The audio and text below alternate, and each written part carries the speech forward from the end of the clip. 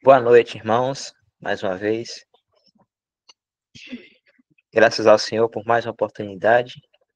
Vamos estar aqui dando continuidade, né, na leitura do livro Irmão Mackintosh, Notas sobre Números, no capítulo 11.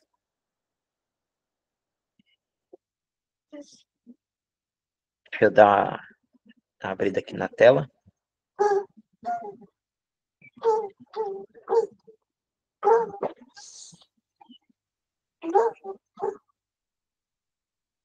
Tá dando para ver aí direitinho, irmãos?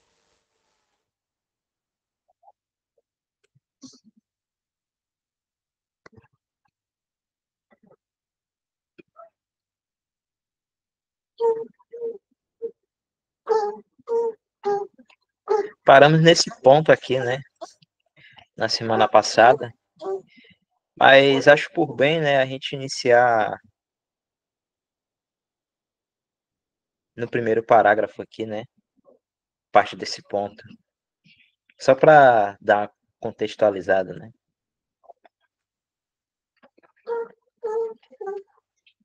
Vamos lá.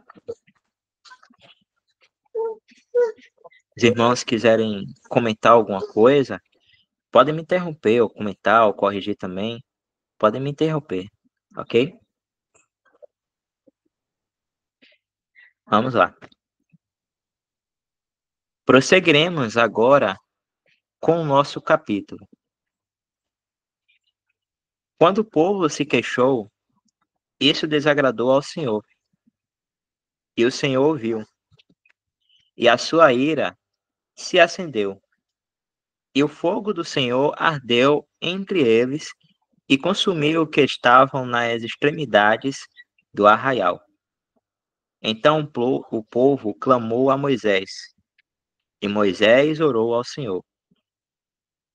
E o fogo se apagou, e chamou aquele lugar Tabera, porque o fogo do Senhor ardeu entre eles. E a mistura de gente que estava no meio deles se apaixonou. E os filhos de Israel também choraram outra vez e disseram: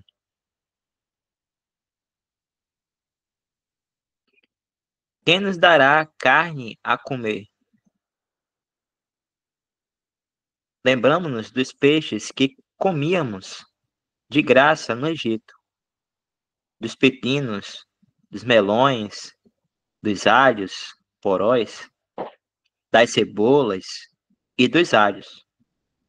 Mas agora a nossa alma se secou. Não há nada além deste maná diante dos nossos olhos.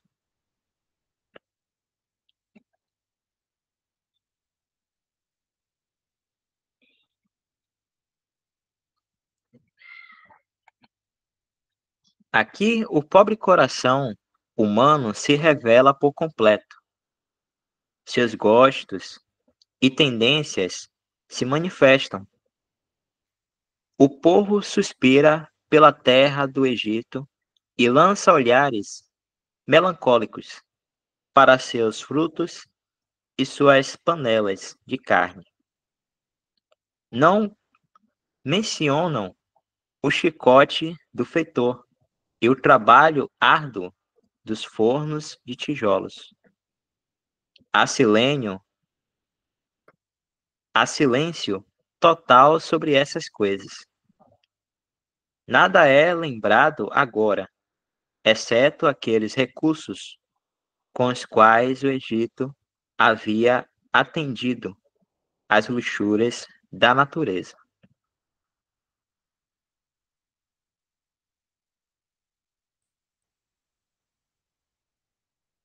Quantas vezes isso acontece conosco?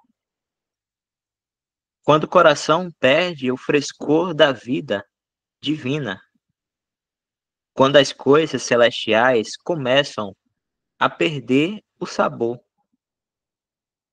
quando o primeiro amor declina, quando Cristo deixa de ser uma poção satisfatória e preciosa para a alma, quando a palavra de Deus e a oração perdem o encanto e se tornam pesadas,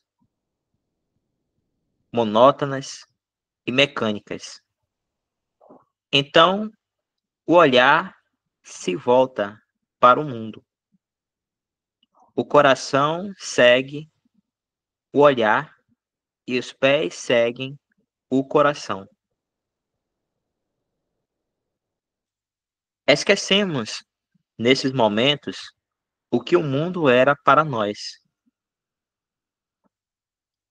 quando estávamos nele e éramos dele.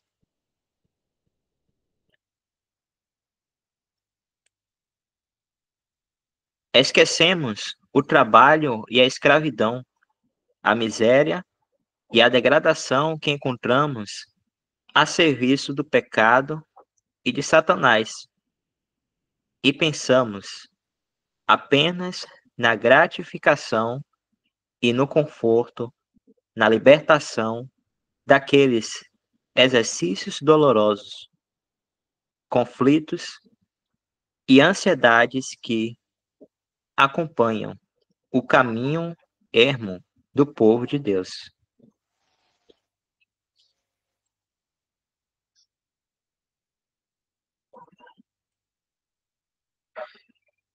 Tudo isso é muito triste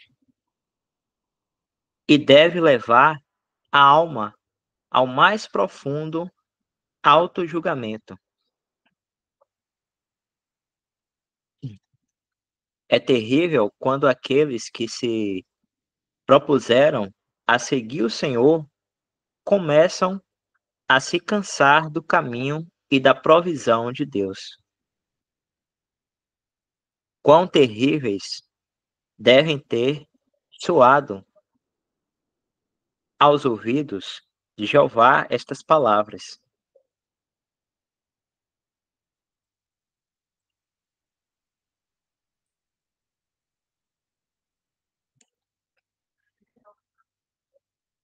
Mas agora a nossa alma está seca. Não há nada além deste maná diante dos nossos olhos. Ah, Israel, do que mais precisavas? Não te bastava aquele alimento celestial? Não poderias viver com aquilo que a mão do teu Deus te proveu?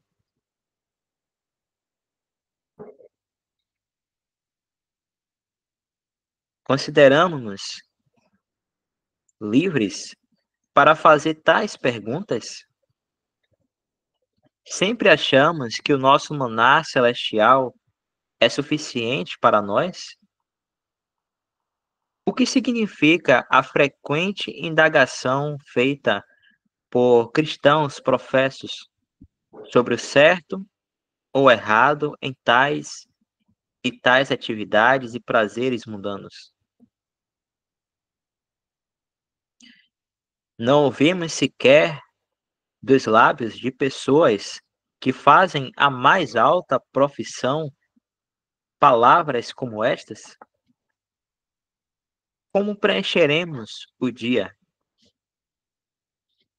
Não podemos estar sempre pensando em Cristo e nas coisas celestiais.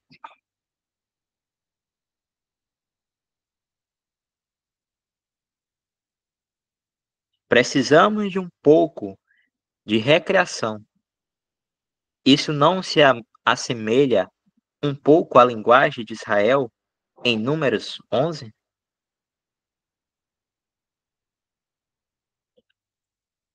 Sim, verdadeiramente. E como é a linguagem, assim é a atuação.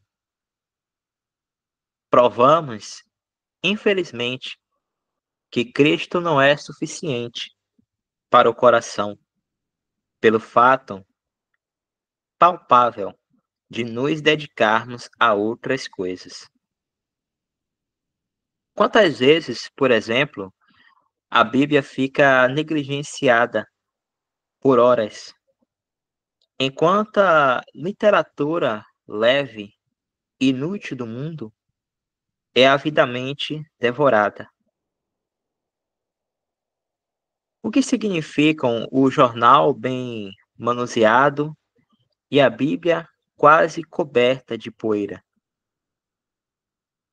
Essas coisas não contam uma história?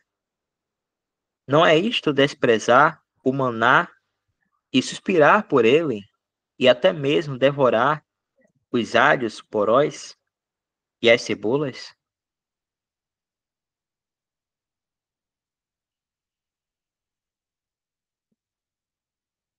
Chamamos especialmente a atenção dos jovens cristãos para o que está diante de nós.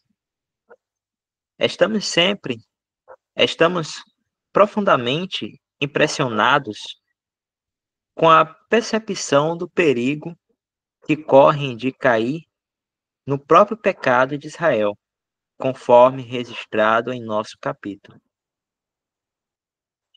Sem dúvida, todos corremos perigo, mas os jovens entre nós correm perigo peculiar. Aqueles de nós que são avançados na vida não são tão propensos a se deixar levar pelas atividades frívolas do mundo, por seus concertos, suas exposições de flores, suas festas de prazer, suas canções vãs e literatura superficial. Mas os jovens terão um pouco do mundo.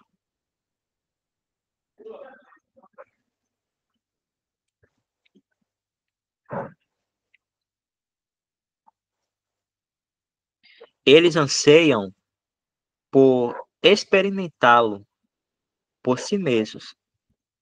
Eles não encontram em Cristo uma porção suficiente para o coração. Eles querem recreação. Ai, ai, que pensamento! Como é triste ouvir um cristão dizer: quero um pouco de recreação. Como posso preencher o dia? Não posso estar sempre pensando em Jesus? Gostaríamos de perguntar a todos que falam assim: como vocês preencherão a eternidade? Cristo não será suficiente para preencher suas incontáveis eras? Vocês precisarão de recreação lá?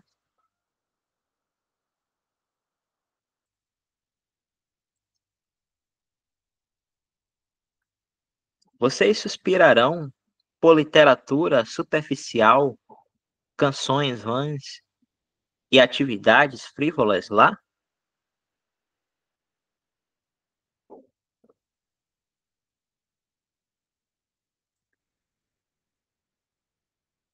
Disse-á, talvez, seremos diferentes então.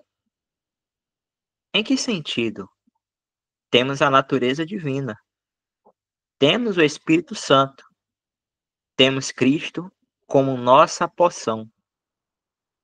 Pertencemos ao céu, somos levados a Deus, mas temos uma natureza maligna em nós. Bem, devemos cuidar disso? É por isso que ansiamos por recreação. É por isso que ansiamos por recreação. Devemos tentar ajudar nossa carne miserável, nossa natureza corrupta, a preencher o dia? Não, somos chamados a negá-la, a mortificá-la, a considerá-la morta. Esta é a recreação cristã. Este é o modo pelo qual o santo é chamado a preencher o seu dia. Como é possível crescermos na vida divina se estamos apenas fazendo provisão para a carne?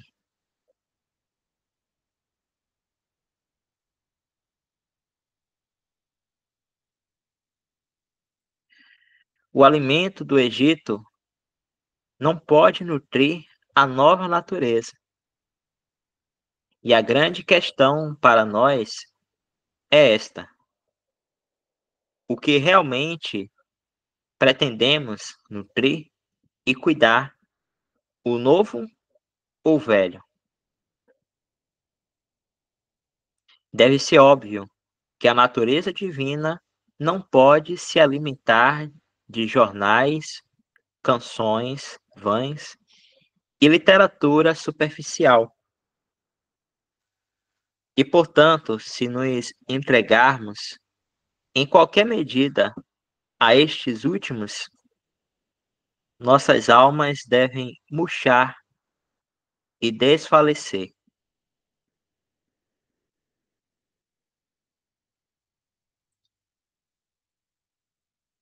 Que tenhamos graça para pensar nessas coisas, para pensar seriamente, que andemos no Espírito de tal maneira que Cristo seja sempre uma porção satisfatória para os nossos corações. Se Israel no deserto tivesse caminhado com Deus, jamais poderia ter dito: a nossa alma secou, não há nada além deste manar diante dos nossos olhos.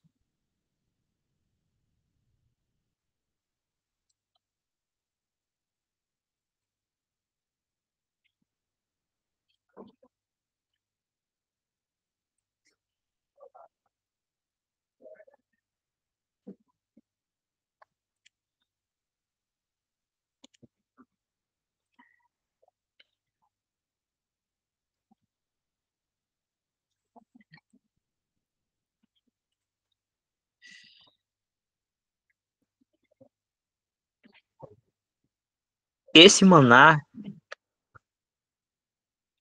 teria sido suficiente para eles. Esse manar teria sido suficiente para eles. E o mesmo acontece conosco. Se realmente andarmos com Deus neste mundo desértico, nossas almas serão satisfeitas com a porção que Ele nos dá. E essa porção é um Cristo celestial. Ele pode alguma vez deixar de nos satisfazer? Ele não satisfaz o coração de Deus? Ele não enche todo o céu com a sua glória? Não é ele o tema do cântico dos anjos e o objeto da sua homenagem?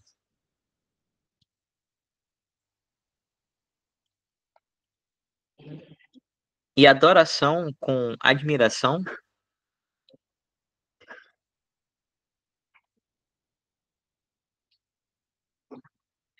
Não é ele o único e grandioso tema de conselhos e propósitos eterno?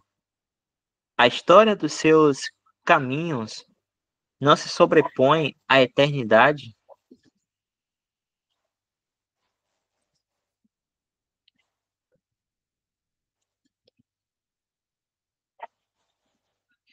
Que resposta temos para dar a todas essas perguntas? Que resposta, se não um sincero e inabalável sim?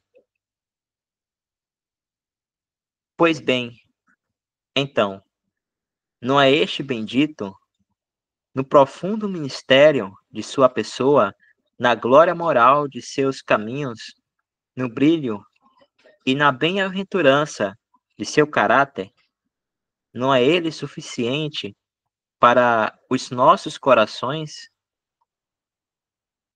Queremos algo mais? Precisamos ler o jornal ou alguma revista leve para preencher o vazio em nossas almas? Precisamos nos afastar de Cristo para uma exposição de flores ou um concerto?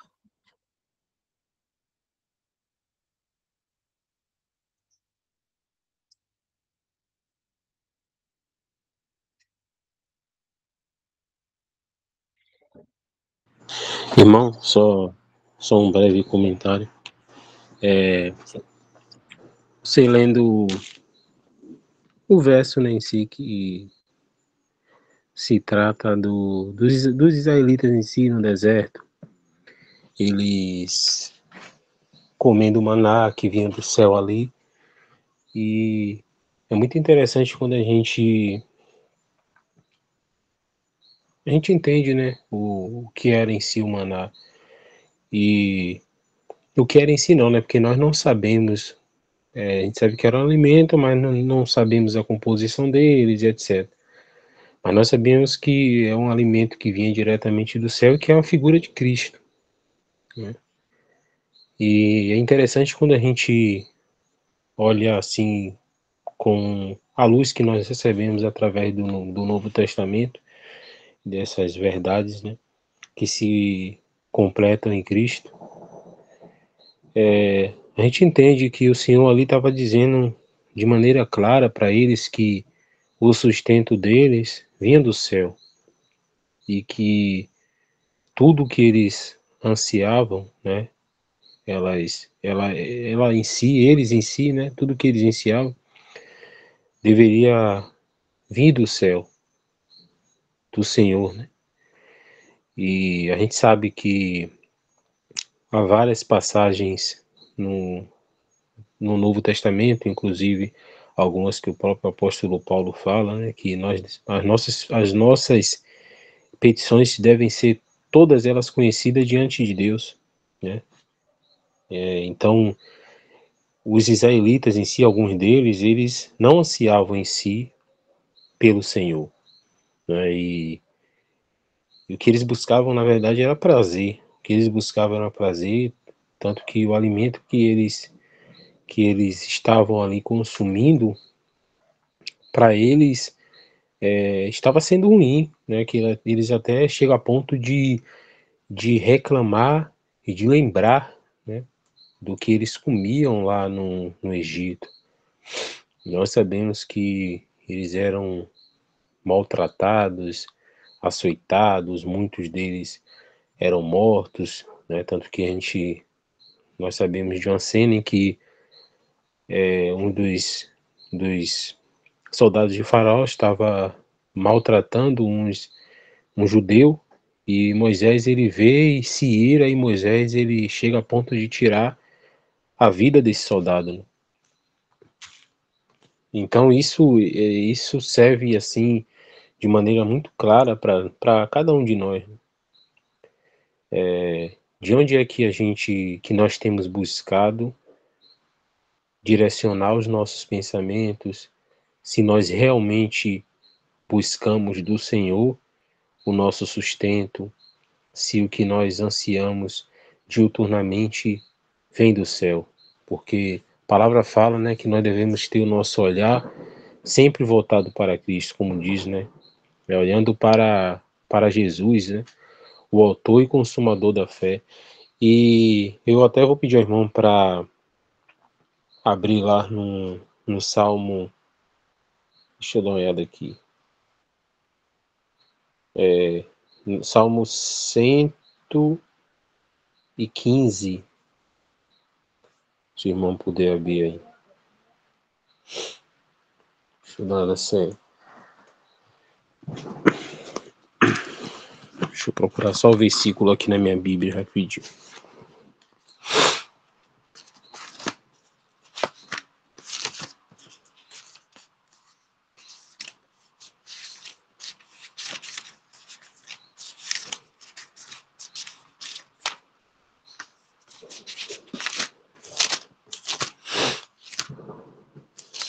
Um momentinho.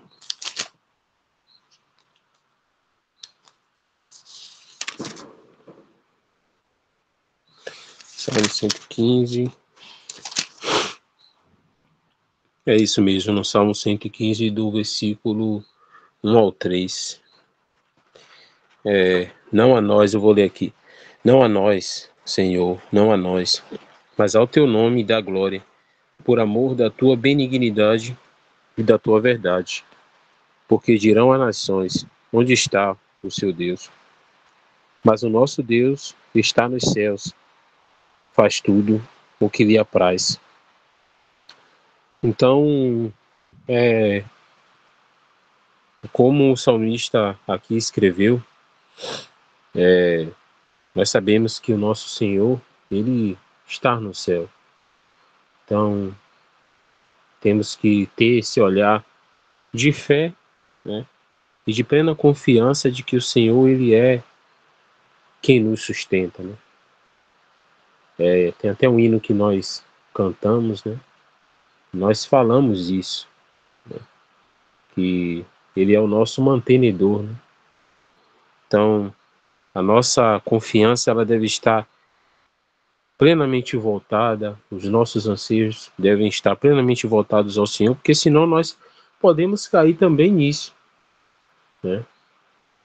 Uma alma uma vida em si, né, que não anseia na prática pelo Senhor, que busca neste mundo aqui prazer, e até como foi lido em alguns trechos do livro que o irmão tá lendo aí, né, de estar buscando preencher algum vazio que existe, né, com as coisas desse mundo, pode fazer com que nós deixemos até de ter afeição, né, e até de olhar para o nosso Senhor com o olhar que Ele é digno de que nós tenhamos por Ele. Nosso Senhor, nós sabemos que Ele é digno. E se nós não assim procedermos, podemos sim cair. E não podemos de maneira nenhuma deixar essas verdades de lado. Só para finalizar mesmo a fala, eu vou pedir ao irmão só para abrir num versículo aqui, eu vou procurar aqui rapidinho, eu falo para o irmão um momento.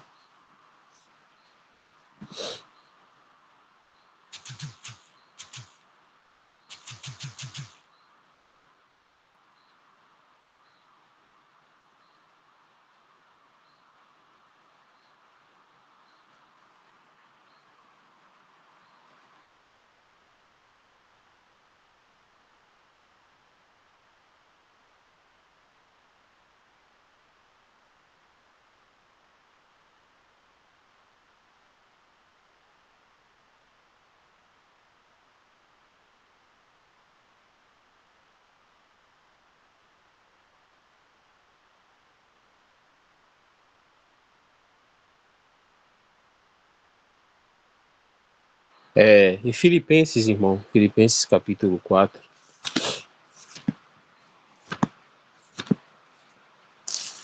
Filipenses 4, verso 13. Vou pedir ao irmão para colocar do verso 12, que aí eu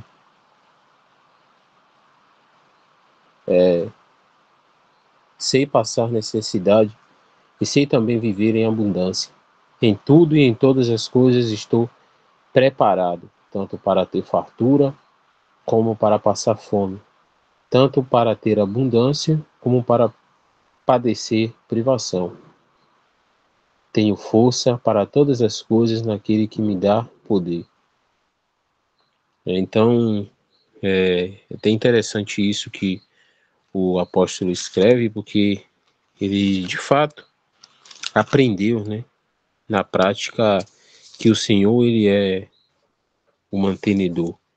Que a gente pode, se não levarmos isso com contrição, a gente pode acabar falando isso da boca para fora, né, com hipocrisia.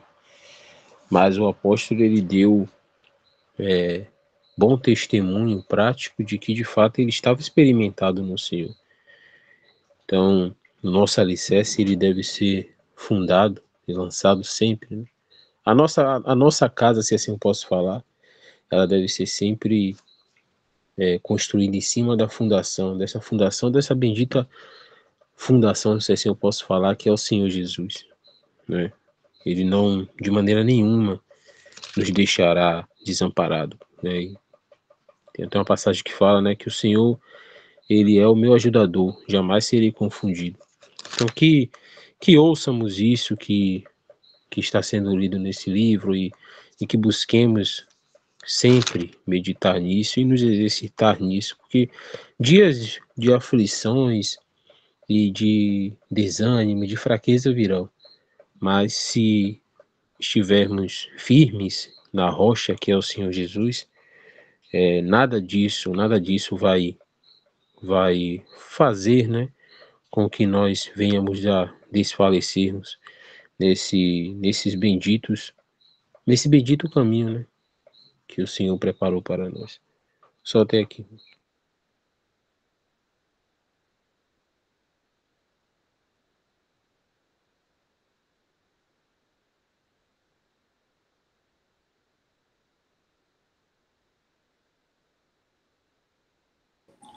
Então, irmãos, eu não sei se eu entendi muito bem o que o escritor tentou passar aí, mas eu penso o seguinte: ele fala de alguém que está com um vazio na alma, né, como o povo lá em Israel, e que foi buscar alguma coisa para preencher isso. Mas e se, por exemplo, eu assisto um jornal e isso não é para preencher nenhum vazio? É simplesmente porque eu quero ficar informado sobre as coisas, e às vezes eu participo com outras pessoas no trabalho e preciso falar alguma coisa do que está acontecendo na atualidade. Porque eu fiquei um pouco confuso, então se parecendo que eu não posso assistir um jornal, parecendo que eu não posso assistir uma série, um filme, parece que eu não posso ir à praia, ao rio, a um parque. Pelo menos eu fiquei entendendo isso. Não sei se foi isso que o escritor passou realmente, ou se vocês, irmãos, entenderem de outra forma, me ajude. Mas o que eu estou entendendo é que não cabe nenhuma recriação. E eu acho, não sei, talvez acho muito radical isso, desde que pelo menos, eu acho que isso vai ser muito individual, né, de cada um, principalmente hoje na criação de filhos, né, de jovens, de adolescentes, com tudo que nos cerca hoje, eu acho talvez que fique até mais complicado se de repente você proíbe tudo, televisão, celular, para os filhos, né? Claro, na idade correta para que isso possa acontecer, mas aí haver uma total proibição e isso não acontecer, eu acho que isso pode inclusive trazer muito mais dificuldade. Eu penso que a gente pode ter televisão, pode ter celular, pode ter essas coisas e ter o controle dessas coisas. Se eu conseguir controlar isso, né, eu acredito que não vai fazer, é a minha opinião, posso estar totalmente errado no que eu estou falando, mas eu posso isso não atrapalhar a minha comunhão. Por exemplo, eu assisto jornal, às vezes assisto filme, e nunca fiz isso, pelo menos é o que eu entendo, a não ser que meu coração esteja me enganando, mas nunca foi porque eu senti vazio ou porque eu estava querendo preencher o tempo, porque eu não sabia o que iria fazer do meu dia. Nunca foi com esse objetivo. E eu penso o seguinte: se eu nunca deixei vou deixar de ler a Bíblia para assistir um filme, eu vou deixar de ler a Bíblia para assistir um jornal. Claro que não. Então eu acredito que isso fica muito individual. Se um dia isso chegar a acontecer, aí eu acho que eu vou ter que ser radical comigo mesmo e cortar totalmente tudo que possa me levar a não ter afeição, principalmente pelas coisas do Senhor, para as coisas do mundo aqui, porque é tudo do mundo. São coisas lícitas, mas são tudo daqui, né, dessa ordem de coisas aqui. Então eu acredito que o caminho, mais ou menos, pelo menos comigo, é por aí. Se eu percebo que algo vai me tirar de ter afeição pelas coisas do Senhor, vou deixar de fazer. Aqui, comer, beber, assistir, brincar, seja lá o que for, vou deixar de fazer. Mas se as coisas que eu faço, que são daqui do mundo, Lá no céu não vai ter jornal, não vai ter televisão, não vai ter celular, não vai ter nada disso.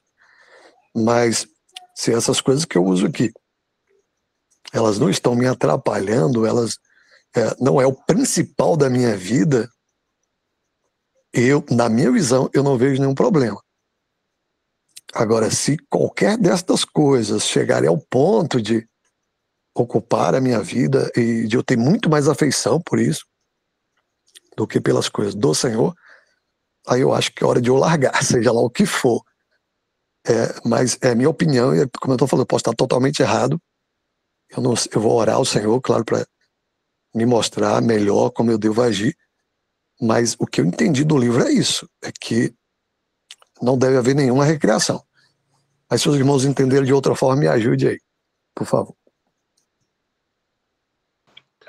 É, eu, eu acredito que o autor do livro tentou passar se adequa mais ao que o irmão falou no final aí, que ele está se referindo a justamente isso, né? A gente sabe que a palavra fala que todas as coisas nos são lícitas, mas nem tudo convém. E então eu entendo assim que nós podemos sim assistir uma televisão, assistir um filme, assistir um jornal, uma novela, enfim, não há problema algum ir num shopping, numa praia, no cinema, andar de bicicleta, fazer atividades que nós sabemos que são seculares, né? Mas eu entendo que se adequa mais ao que o irmão falou, né? Quase no final, que é justamente quando nós deixamos de viver em si, né? De nos colocar na dependência do Senhor para buscarmos alívio, refrigério, nessas coisas. Porque a gente já pode acabar até caindo no erro mesmo, né? A gente tem exemplos disso. Eu acredito até que aquela passagem, né, de Marta e Maria se aplique até a isso, porque ali a gente vê naquela cena toda, Maria ela sentada aos pés do Senhor, Marta ocupada com os afazeres de casa, né, e etc.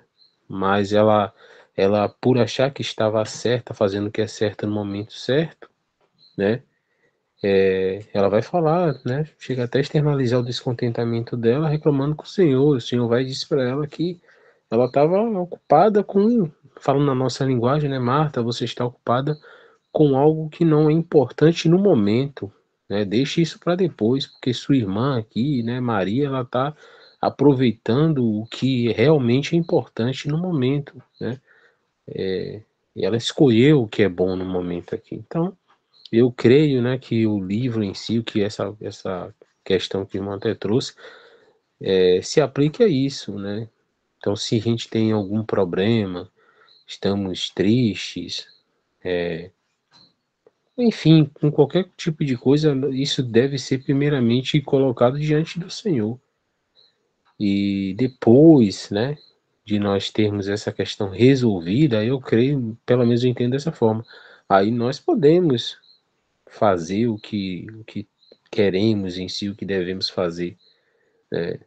Até porque se a gente sabe que o nosso querer não é o querer do Senhor, né? O querer de Deus, ele é perfeito, o nosso não.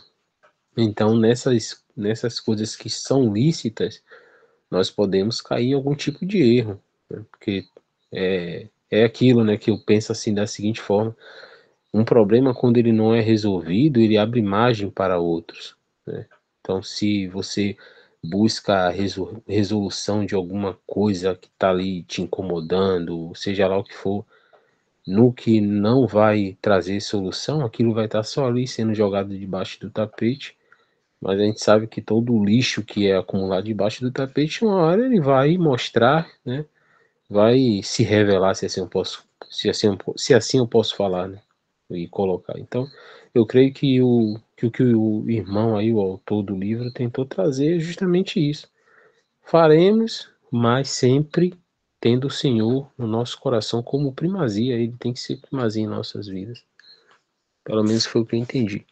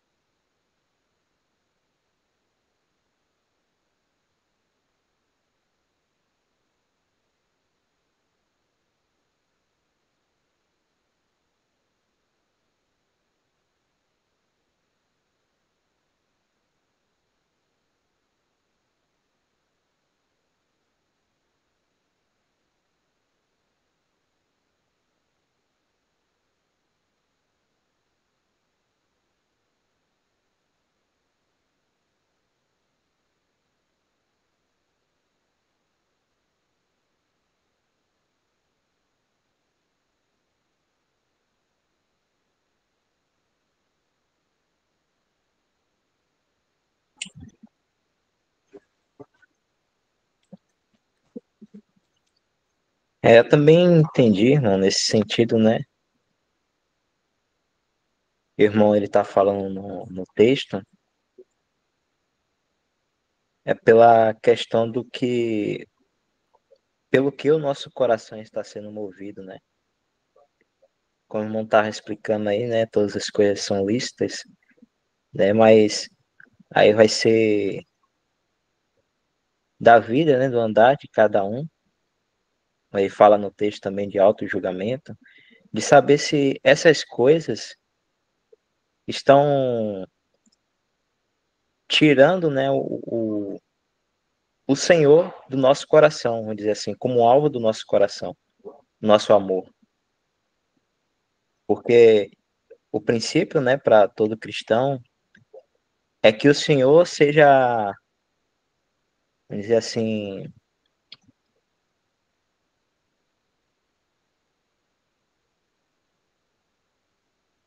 não sei qual a palavra correta, né, de falar, seja um motivo de vida, né, independente do que a gente faça. É independente do que a gente faça ou deixe de fazer nesse mundo, coisas que nós temos que fazer realmente também, né, as coisas do mundo, mas que isso não tire o nosso olhar e o nosso amor pelo Senhor, né? Porque se a gente for viver como um incrédulo, né, de ser movido, né, o nosso coração ser movido pelos prazeres do mundo, ou seja, as coisas do mundo é o que nos dá prazer de vida, né? O incrédulo ele vive assim, vive nesse mundo, para esse mundo, e ele tem prazer em tudo nesse mundo, né? O amor dele está aqui, nesse mundo, porque ele só tem isso. Mas o cristão não. O cristão tem o Senhor, né? Deve viver, né? Fazer as coisas, tudo mais, mas sempre com um amor voltado para o Senhor. Porque caso contrário, vai ocasionar o que o irmão está falando aqui, né? Vai começar a ter as práticas, né, cristã dessa pessoa vão ser algo mecânico, né? A fazer porque tem que fazer, né? Eu lembro até de uma passagem, né, de Apocalipse, que eu estava vendo no outro dia, que fala justamente desse primeiro amor, né? A perda do primeiro amor. Deixa eu buscar aqui rapidinho, só para os irmãos verem.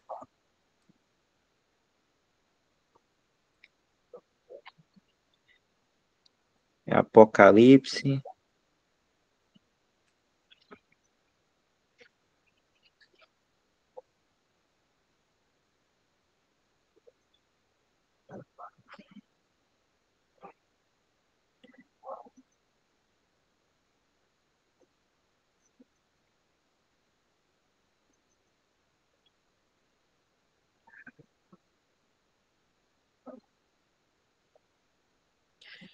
capítulo 2,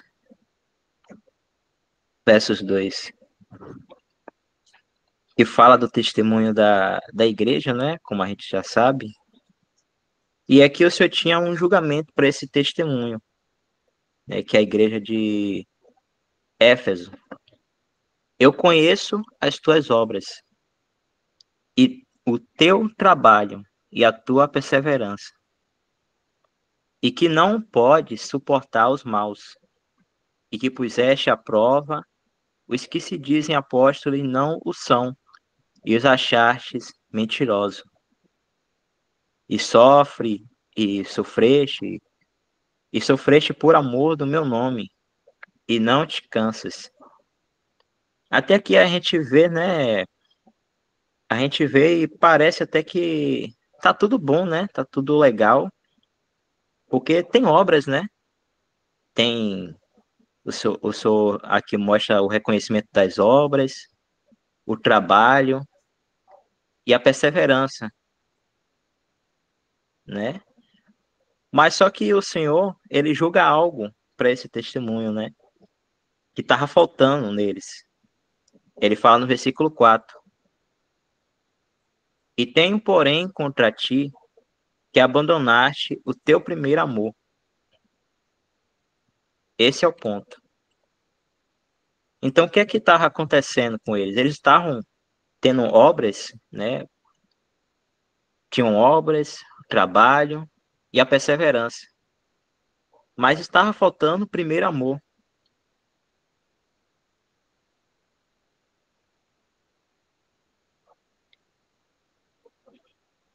Esse primeiro amor fala do motivo, né? O foco pelo qual fazemos todas essas coisas, né? Não é só fazer, mas fazer com olhar, né? Aquele amor, aquela intenção no Senhor. E eles não tinham isso.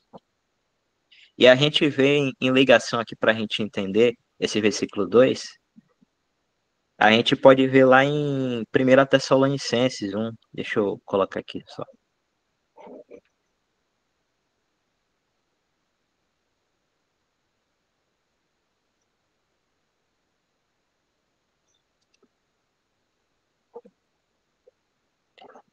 Capítulo 1, versículo 3.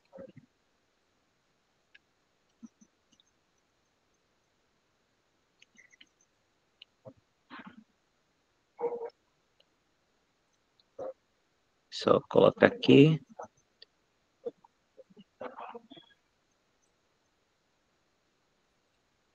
Só para fazer um jogo aqui para os irmãos. Pronto, então aqui, 1 Tessalonicenses, capítulo 1, versículo 3. E aqui, lembramos sem cessar da vossa obra de fé, do vosso trabalho de amor e da vossa perseverança na esperança de nosso Senhor Jesus Cristo, diante de nosso Deus e Pai. Então aqui a gente vê o complemento dessas práticas que eles estavam tendo ali, porém estava faltando, né? Vamos lá, eu vou aqui, ó.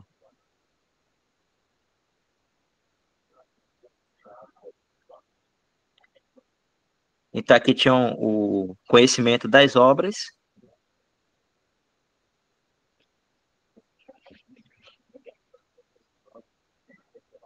Em 1 Tessalonicenses, completa dizendo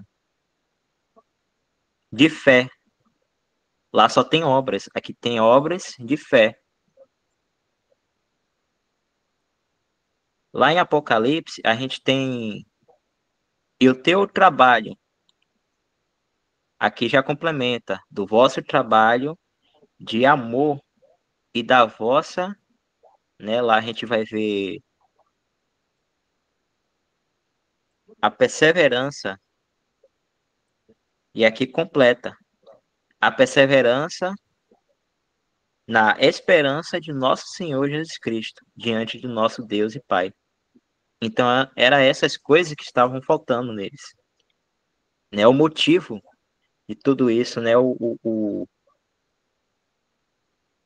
A fonte, né? Do andar do cristão, da vida do cristão, né? E é isso, é esse ponto que nós devemos ter, irmãos, né? Por isso que deve haver todo julgamento, né? Cada um individualmente, para não perdermos isso, porque do contrário, o resultado é a gente começar a fazer as coisas, né? Obras ou práticas ou questões, né? Que são coisas de vida cristã, mas a gente fazer por fazer de forma mecânica, né? Então deve haver o cuidado. Não é a questão de deixar de viver ou deixar de fazer as coisas que são lícitas ou coisas que nós temos responsabilidade de fazer também, né? Mas a questão é a gente ter o auto-julgamento e sempre diante do Senhor orando, né? Para que a gente não caia num erro de não desviarmos o foco, né? E deixar o nosso coração ser levado para as coisas do mundo. Então é esse cuidado que a gente deve ter, né? Todos nós temos de ter esse exercício, né? Vai sempre haver esse exercício, né, diante de nós, e temos que estar julgando, né? Porque senão vai haver essa consequência, essa má consequência. E só para fechar, a gente vê isso lá em 1 João. Compartilha aqui para os irmãos.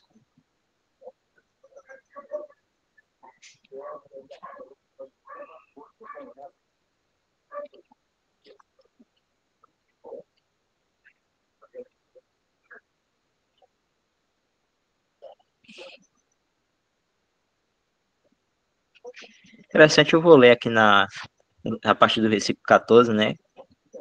Que essas três classificações aqui falam de estágios, né, do cristão. Pais, sendo como mais maduro, né, na fé. Jovens.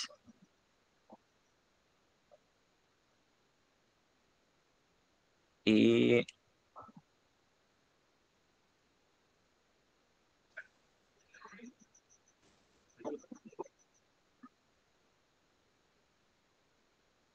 filhinhos, aqui no versículo 13. Tá procurando. E vos escrevo, pais, porque conheceis aquele que é desde o princípio. Eu vos escrevo, jovens, porque venceste o maligno. Eu vos escrevo, filhinhos, porque conheceis o Pai. E vos escrevi, pais, porque conheces aquele que é desde o princípio. E fala de andar, né, de comunhão com o Senhor. Né, um cristão que está maduro, né, em andar em comunhão com o Senhor. E vos escrevi, jovens, porque sois fortes e a palavra de Deus permanece em vós. E já venceste o maligno. Aí vem aqui o ponto. Não ameis o mundo, nem o que há no mundo. Se alguém ama o mundo, o amor do Pai não está nele. Porque tudo que há no mundo, a concupiscência da carne, a concupiscência dos olhos e a soberba da vida, não vem do Pai, mas sim do mundo. Ora, o mundo passa e a sua concupiscência, mas aquele que faz a vontade de Deus permanece para sempre. Então, o ponto, irmão, traz a ligação ao texto é a questão do amor, é o nosso coração, né? É a questão do amor ao mundo, que não pode haver, como está falando aqui, né? Não ameis o mundo. E repare, irmãos, que a gente costuma até ouvir, né? Pessoas até usando aquela passagem, né? Sobre o dinheiro, né? Falam como se fosse dinheiro fosse a raiz de todo mal, né? De todo mal, né? Mas na verdade o versículo fala que o amor ao dinheiro, não é o dinheiro em si, né? Que é a raiz de todo mal, né? Dinheiro não é pecado, mas é o amor, sabe? Então esse é o mesmo ponto, não é as coisas do mundo, né? Que tudo tá aí no mundo, né? Todas as coisas. Não é a questão é essas coisas, mas é o nosso amor ao mundo. É isso que nós devemos estar vigiando, que devemos ter o cuidado, porque isso sim vai nos afastar do Senhor, vai fazer a gente ter uma vida mecânica, né? Algo como se não estivesse vivendo, sabe? Fazendo só por fazer, né? Porque realmente, quando há um certo amor ao mundo, a tendência é desviar, né, os olhos do Senhor, desviar o coração do Senhor, né, o amor pelo Senhor, aquele desejo, aquela questão do a fonte da vida, né, do cristão, passa a se desviar disso e a consequência são desastrosas, né? Aí vem a falta de desejo pela palavra também, pelas escrituras, ou de não ler a Bíblia. Muitas coisas podem acontecer. Muitas coisas podem acontecer. Então, esse é o ponto. O amor ao mundo. Eu vejo que é isso que o irmão está querendo trazer, né? Lá no texto. E também, irmãos, que eu lembrei, né? A gente devemos viver aqui no mundo, né? Sempre tendo ciência de que tudo é vaidade, né? Tudo aqui nesse mundo é vaidade, como diz Salomão, né? E tudo isso aqui um dia acaba, né? A gente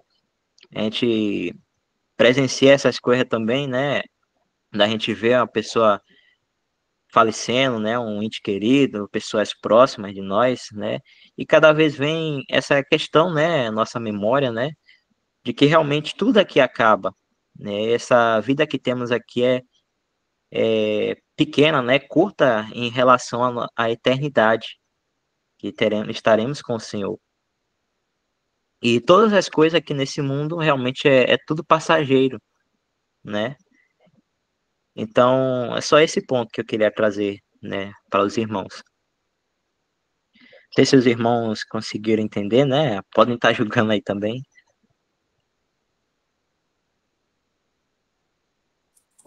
Só um complemento aí, irmão. O irmão estava falando aí, me lembrei de uma passagem, aí fiquei procurando aqui, não consegui encontrar, que está em Provérbio. Eu tentei, mas não consegui encontrar, mas eu creio que é bem conhecida dos irmãos aí, que é onde fala para comprar a verdade e não vender, né? Não vender. Então, pensando nessa passagem, já vi os irmãos explicando ela, que muitas das vezes o cristão ele pode conhecer, comprar a verdade, estar envolvido com as coisas do Senhor, e é sempre proveitoso estar sempre comprando. E vender essa verdade, eu creio que é no sentido de ocupar com as coisas do mundo. Quando a gente, o irmão colocou aí, Provérbios 23, procurei aqui e não consegui encontrar.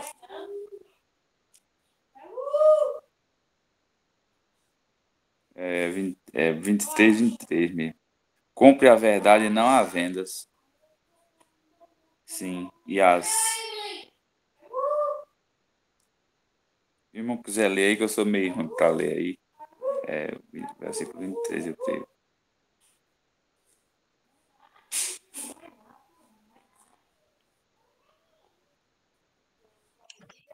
Vou ler aqui. Compra a verdade e não a vendas. A sabedoria, a instrução e o entendimento. Então, o irmão comentando aí, né, eu me lembrei dessa passagem que eu já vi os irmãos explicando ela, e a gente aplica para a gente, porque fiquei pensando que quando alguém compra, só compra, a tendência dele é se encher, né, de algo. Mas se alguém começa a vender, vai diminuir. Isso é bem fácil da gente entender quando a gente olha para as coisas seculares desse mundo, né? Às vezes quem trabalha com vendas e fica fácil de entender isso. E aplicando essas coisas para as coisas do Senhor, eu creio que é estar ocupado com as coisas do Senhor. Então, custa um preço, né? Ela tem um tempo, você vai deixar de, como o irmão Isaac falou aí, você vai deixar de assistir o futebol, que muitas vezes a gente gosta, vai deixar de assistir a novela, vai deixar... Então, você está comprando a verdade quando você está ocupado com as coisas do Senhor.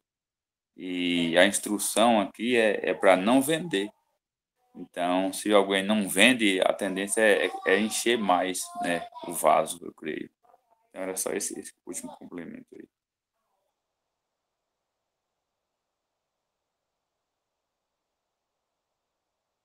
Irmão, sei que o horário já mais do que passou do tempo, mas eu vou pedir só para o irmão abrir em Colossenses capítulo 3, rapidinho, só para completar o que Leones trouxe aí. Colossenses 3.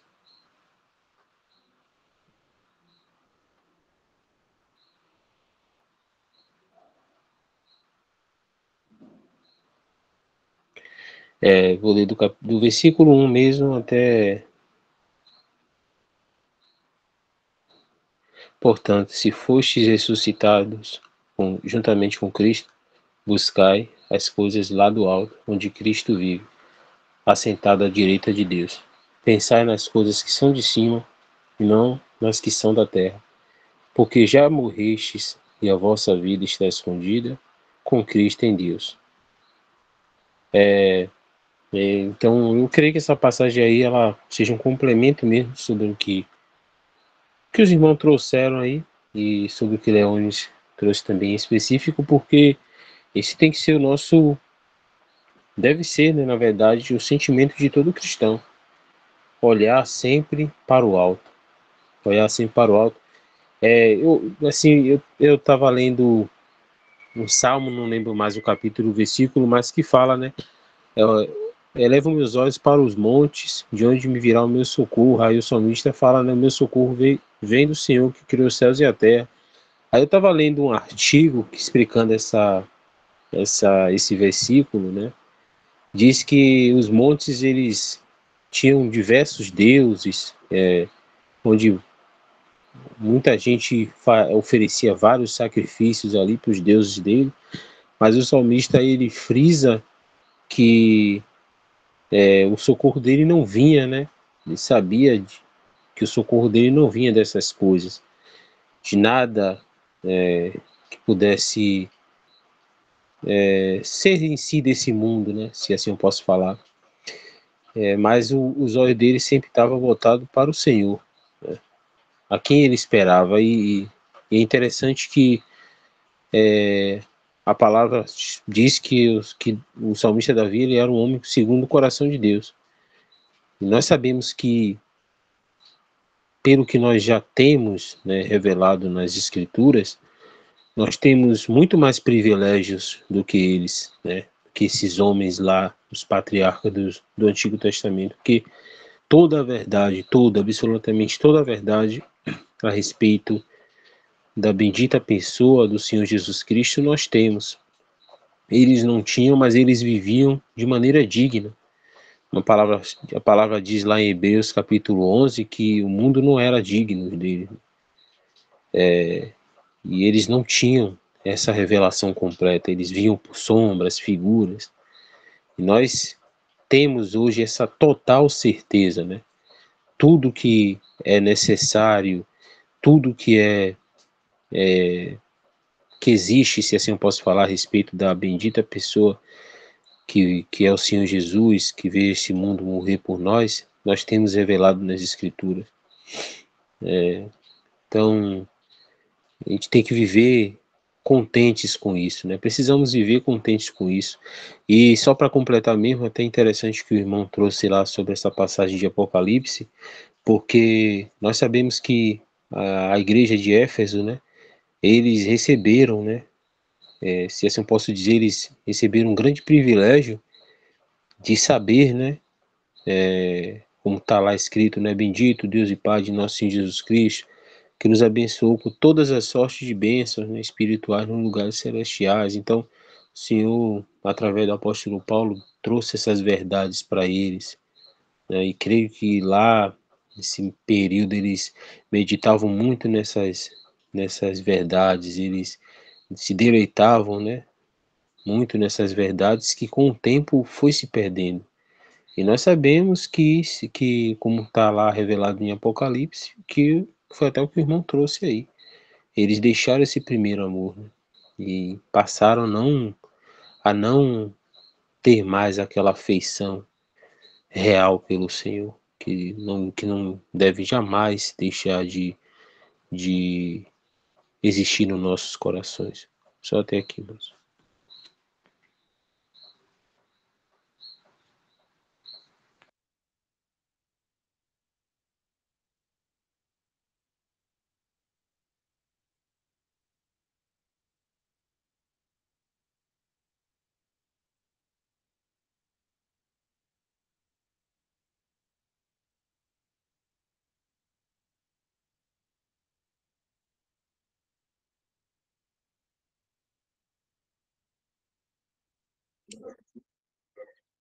Se os irmãos não tiverem nada para comentar, creio que já, como já passou do horário, né?